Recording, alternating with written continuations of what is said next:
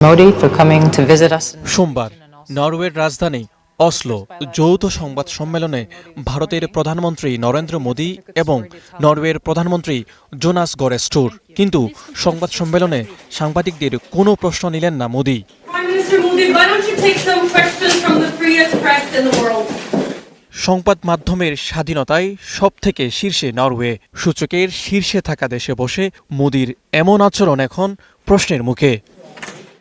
নরওয়ের এই ঘটনার পর নতুন করে আলোচনায় এনেছে ভারতের সংবাদ মাধ্যমের স্বাধীনতার প্রশ্ন। সমালোচকদের দাবি 2014 সালে ক্ষমতায় আসার পর থেকে একবারও পূর্ণাঙ্গ সংবাদ সম্মেলন করেননি মোদী। বিদেশ সফরেও খুব কম ক্ষেত্রেই সাংবাদিকদের সরাসরি প্রশ্ন নিয়েছেন তিনি। বিশ্ব সংবাদ মাধ্যম স্বাধীনতা সূচকে 180 দেশের মধ্যে ভারতের অবস্থান এখন 157তম। এই পরিসংখ্যান বলে দিচ্ছে প্রধানমন্ত্রী মোদীর 12 বছরের পুরো শাসনামলেই সংবাদ মাধ্যমের কঠিন সময়।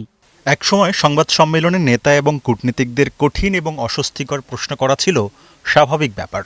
এখন সেটা এতটাই বিরল হয়ে গেছে যে নরওয়ের এক সাংবাদিকের করা খুব কঠিন নয় এমন একটি প্রশ্ন বড় খবর হয়ে যাচ্ছে। আর সেই সাংবাদিকের উদ্দেশ্য ও বিশ্বাসযোগ্যতা নিয়ে প্রশ্ন তোলা হচ্ছে। গত এক দশকে ভারতে সাংবাদিকদের জন্য ক্ষমতাসীনদের মানবাধিকার, সংখ্যালঘু অধিকার এবং গণতান্ত্রিক জবাবদিহি নিয়ে কঠিন প্রশ্ন করার পরিসর দৃশ্যত সংকুচিত হয়েছে। तो देश का जबरदस्त नुकसान होने वाला है और वो जाके नॉर्वे चले जाते हैं। সামাজিক যোগাযোগ মাধ্যমে সাংবাদিকদের প্রতিক্রিয়ার পাশাপাশি বিরোধী দল কংগ্রেসের নেতা রাহুল গান্ধীও মোদীর সমালোচনা করেছেন।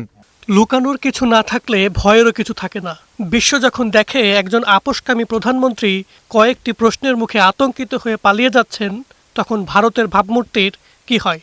ভারত সরকার অবশ্য বরাবরই দাবি করে আসছে দেশটির সংবিধান সংবাদ মাধ্যমের স্বাধীনতা ও মৌলিক অধিকার নিশ্চিত করেছে।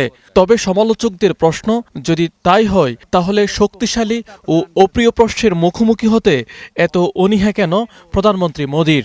योजनाएं हो या फिर जनता से মাজিদ শাহরিয়ার, স্টার নিউজ। आगे रहते हैं।